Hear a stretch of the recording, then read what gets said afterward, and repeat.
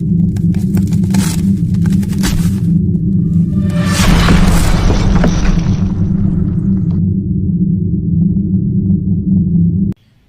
हम आपको बताने जाते हैं क्लास 10th का एक्सरसाइज 1.1 का क्वेश्चन नंबर 3। ठीक है, तो ध्यान से सुनिएगा क्वेश्चन क्या है। क्वेश्चन हमारा है, किसी परेड में 616 सदस्यों वाली एक सेना की टुकड़ी को 32 सदस्यों वाले एक आर्मी बैंड के पीछे मार्च करना है। ठीक है, दोनों समूहों को समान संख्या वाले स्तंभों में मार्च करना है। उन स्तंभों की अधिकतम संख्या क्या है जिसमें वे मार्च कर सकते हैं। मतलब कि यहाँ पे क्वेश्चन में पूछा है कि अधिकतम संख्या क्या है, मतलब हम लोग को अधिकतम संख्या निकालना है। दैट मीन्स कि HCF हाईएस्ट कॉमन फैक्टर, तो उसको कैसे निकाले। ठीक है, अब इसको ध्यान से समझिएगा। हल हमारा क्वेश्चन नंबर 3 का हल है,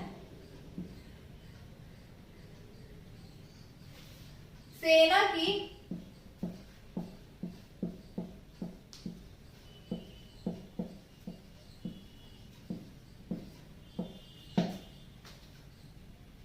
की टुकड़ी के सदस्यों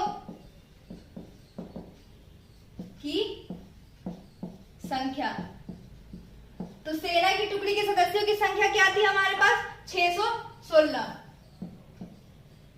और है सेना बैंड में सदस्यों की संख्या। ठीक है, सेना बैंड में ये क्वेश्चन में दिया हुआ है, इसको ध्यान से पढ़िएगा क्वेश्चन को।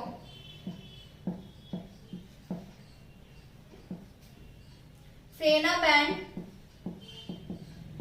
में सदस्यों की संख्या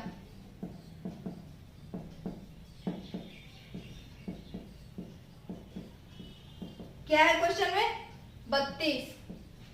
ठीक है, तो स्पष्ट है कि यहाँ पे स्तंभों की अधिकतम संख्या निकालना है, मतलब कि HCF निकालना है। तो यहाँ पे हम लोग ऐसे लिख सकते हैं, स्पष्ट है कि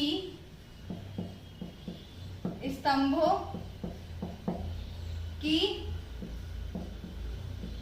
अधिकतम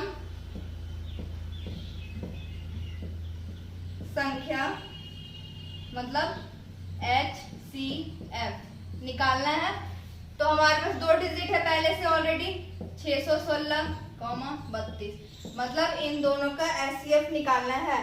तो क्या होगा कि हमारे पास क्वेश्चन को पूछा हुआ है यूक्लिड विभाजन एल्गोरिथम से करना है, तो चूंकि इसलिए यूक्लिड विभाजन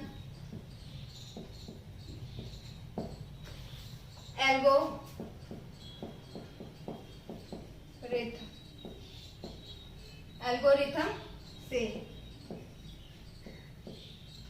तो यहाँ पे इसको हम लोग को सॉल्व करना पड़ेगा। तो हम यहाँ पे साइड में आपको सॉल्व करके दिखाते हैं, और जो लिखना होगा फिर इधर इसको इरेज करके लिखेंगे। तो ध्यान से इसको उतार लीजिए कॉपी में, तब तक हम इधर आपको समझाते हैं। तो क्या करना है, इसका हम क्या निकालना है, HCF निकालना है। 616 का और 32 का हम लोग को HCF निकालना है। तो कैसे निकालेंगे, तो यहाँ पे लिख देते हैं 32 616।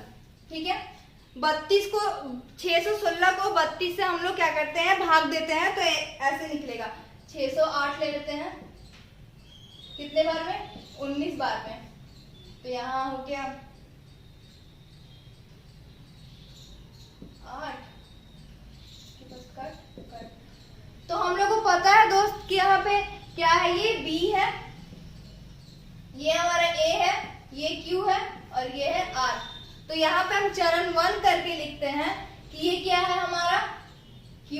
ठीक है, Q थोड़ा अच्छे से लिख दे रहे हैं समझ में आने के लिए। ये B हो गया, ये A हो गया, ये Q हो गया, ये R हो गया। तो R जो है 8 है, तो चरण 1 में क्या लिखेंगे हम, चरण 1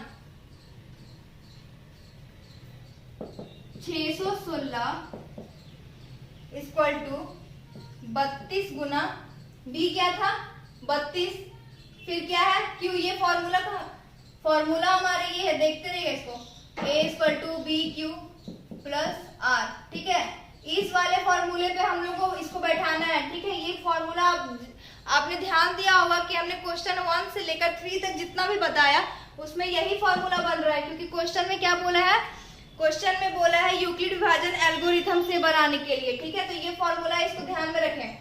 तो यहाँ पे हमारे पास क्या है, ए क्या है हमारे पास 616, ठीक है, और बी क्या है 32 है, क्यू कितना है 19 प्लस आर क्या है 8।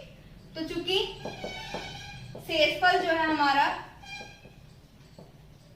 0 नहीं आया है, मतलब हम लोग को इसके आगे और एक बार बढ़ना पड़ेगा, क्योंकि जब तक 0 नहीं आ जाता है तब तक हम इसे और आगे कंप्लीट करते रहेंगे। तो अब हम यहाँ पे यहीं पे करते हैं, ठीक है, इसका करने का तरीका ऐसे ही है, इसमें आगे बढ़ते जाते जब तक 0 ना आ जाए। तो 8 को हम लोग डिवाइड करेंगे 32 से, 8 का बड़ा में 4 बार में आ गया 32, मतलब क्या आ गया 0 0 आ गया। तो ये अब हमारा ये क्या हो गया, ये बी हो गया, ये ए हो गया, ये हो गया क्यू और ये हो गया आर। लिखने के लिए मिटाना होगा।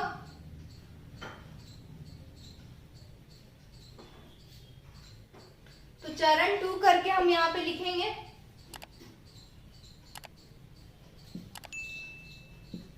चरण 2 32, ठीक है, ए 32 है हमारा, बी क्या है 8 है, क्यू क्या है 4 है, प्लस 0 हो गया आर, मतलब चूंकि यहाँ पे क्या हो गया, शेषफल जो हमारा 0 आ गया है, शेषफल 0 आ गया। ठीक है, अब यहाँ पे शेषफल 0 आ गया है, तो इस चरण का भाजक क्या हो जाएगा 8 हो जाएगा, क्योंकि भाजक हमारा ये है b माने भाजक, तो यहाँ पे 8 हमारे पास आ गया है। ठीक है, तो हम अब लिखेंगे इसको, लिखने का तरीका ये रहा, और इस चरण का भाजक 8 है। तो इस चरण का भाजक क्या हो गया 8 हो गया। तो अब हम यहाँ पे लिख सकते हैं, इसलिए 616 और 32 का HCF कितना आ गया 8 है। तो ये हमारा आज का आंसर हो गया इस क्वेश्चन का। तो अगर दोस्तों आपको ये हमारा क्वेश्चन समझ में आया होगा तो इस वीडियो को लाइक जरूर करें, और अगर आप चैनल पर नए हैं तो इसे सब्सक्राइब जरूर करें। Thank you.